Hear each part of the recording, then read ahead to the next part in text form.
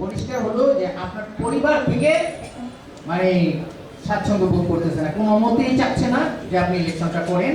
তারা আপনাকে নিয়ে টেনশনে থাকে, এই কারণে আপনার পরিবারের বাধার কারণে আপনি সরে যাচ্ছেন, এটাই তো আপনি একটু জীবন ভাই আপনি যেটা বলছেন মোটামুটি এইটাই আসলে মূল গল্প। আমি ওনার প্রশ্নের উত্তরটা দিই। আমি এই শহরেরই ছেলে, আমি এই শহরেই বড় হয়েছি এবং এই শহরের নাগরিকগুলি, বন্দর এবং নারায়ণগঞ্জ শহরের মানুষগুলি সামনেই বড় হয়েছি, সবাই আমাকে চিনেন আমি কেমন মানুষ। এই কারণে তাদের ভিতরে একটা আশা সঞ্চালন হয়েছিল যে আমাদের ছেলেটা সামনে 5 আসনের দায়িত্ব নিতে যাচ্ছে। তাদের অনেক বড় আশা, অনেক বড় একটা ইচ্ছা, আসলে এটা সত্য কথা, এটা আমি মানি এবং আমার দ্বারাই ওনারা ব্যথিত হয়েছে যারা আমাকে ভালোবাসে। আমার এই মুহূর্তে ক্ষমা দেওয়া ছাড়া আর কিছু বলার নেই, কিন্তু একজন সংসদ সদস্য হওয়া ছাড়াও কিন্তু নাগরিকের পাশে থাকা যায় এবং আমি যেই মানুষটা, আমি ওই মানুষটা কিন্তু এই 5 মাস ওই মানুষটা ছিলাম না।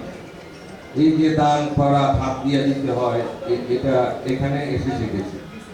আমি ওরকম না, আমি কিন্তু সিএসআর এর যত কাজ, বেশিরভাগ কাজ আমি সিএসআর এর যত কাজ এটা গোপনেই করি মানুষের। দেখেন আমি আপনার একটা এক্সাম্পল দিই, এইটাও প্রভাবিত করেছে আমার একটা ঘটনা। এক সাংবাদিক প্রতিদিন, দৈনিক প্রতিদিন রোমন আছে না এখানে, রোমন, আচ্ছা রোমন আমাকে 5-7 দিন আগে একটা মেসেজ দেয় যে ভাই এই পরিবারটাকে সাহায্য করতে পারে চাই। তা আমি একটা ফেসবুক লিঙ্ক দিচ্ছি, লিঙ্ক দিয়ে দেখলাম যে একটা সিদ্ধিরগঞ্জে একটা ভ্যান চালকের বাচ্চা, তার হার্টে 2 বছরের বাচ্চা, তার হার্টের 2টা ছিদ্র, তার চিকিৎসা দরকার, তার মানে টাকা পয়সা খুবই সমস্যা। ও দিচ্ছে, আমি বলছি যে এটা কিন্তু 5 আসনের লোক না, এটা সিদ্ধির 3 আসন। ভোটের রাজনীতি ওখানে নাই, কিন্তু মানুষের রাজনীতি আছে। আমি এই যে নির্বাচনী ব্যস্ততার কারণে আমি ভুলেই গেছি ঘটনাটা গত সপ্তাহে। আমি এই 4 দিন কেন ভুলে গেলাম, বিগত এই ব্যস্ততার কারণে।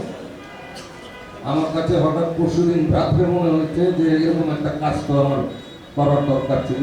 সাথে সাথে আমি অফিসে যোগাযোগ করে ওনাকে আসার জন্য, ওনার দায়িত্বটা নিব ওই বাচ্চাটা, এই জন্য আমি ওকে আসতে, ওর মাকে বা বাবাকে, অভিভাবককে আসতে বললাম। গতকাল 3টায় ওনার আসার কথা। আমি ঢাকা থেকে রায়গঞ্জে রওনা দিচ্ছি, আমি খবরাখবর নিচ্ছি যে ওরা আসছে কিনা। আরো কিছু সাংবাদিক বন্ধুরা ওখানে যাওয়ার কথা ছিল, আমি আসতেছিলাম এবং বলতেছিলাম যে ওরা কি আসছে নাকি। বললো যে স্যার ওই কালকে তো রাত্রে কথা হয়েছিল, আসবো বলছিল, এখন তো ফোন করছে না। আমি বললাম যোগাযোগ করো, আর সময় ও মনে হয় ওই সাংবাদিককে রোমনের সাথে মনে যোগাযোগ করছে, তো বললো যে আসবে কিভাবে। গতকালই বাচ্চাটা মারা গেছে।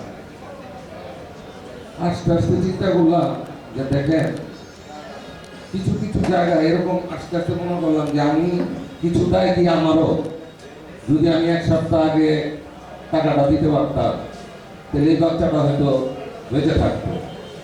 আমার না দেওয়ার কারণে, না ঠিক আছে, কিন্তু মানুষ হিসাবে মানুষ তো চেষ্টা করবে নাকি, হ্যাঁ, এই কর্তব্য অবহেলার কারণে আমি আজকে নিয়োগ করেছিলাম যে এই বাচ্চাটাকে সাহায্য করবো, কিন্তু আমার অবহেলার কারণে কি বাচ্চাটা চলে গেল। এইটারও যে এত ব্যস্ততা, যে এই কথাগুলি আমি ব্যস্ততার কারণে ভুলে গেছি। প্রত্যেকটা জিনিস, ছোট ছোট জিনিস কিন্তু মানে মানুষের জীবনকে প্রভাবিত করে। তো আমি নারায়ণগঞ্জের মানুষের কাছে বলবো, একজন সংসদ সদস্য না হয়েও অন্য যে কোনো উপায়ে আমরা আমাদের কাজগুলি অব্যাহত থাকবে এবং নাগরিকের পাশে থাকবো, সেটা যে কোনো মাধ্যমেই থাকতে পারবে। হ্যাঁ, এবং এটা আমি প্রতিশ্রুতি দিলাম আপনাদেরকে। এবং এইখানেও আমরা এই নির্বাচনকালীন কিছু কাজ আমরা বলেছি, এখনো বলে এসেছি। একজন অন্ধের চিকিৎসা পেয়েছে শহীদনগরে, একজনের টিউবওয়েল সাবমার্সিবলের মেশিন নষ্ট হয়ে গেছে। আমরা এখনো যেভাবে বলি আমরা এই কাজগুলি করবো। বন্দরে কিছু আমাদের কাজ করার আছে, সেই কাজগুলি করবো। অব্যাহত থাকবে আমাদের কাজ, অব্যাহত থাকবে আমরা সদস্য না হলো।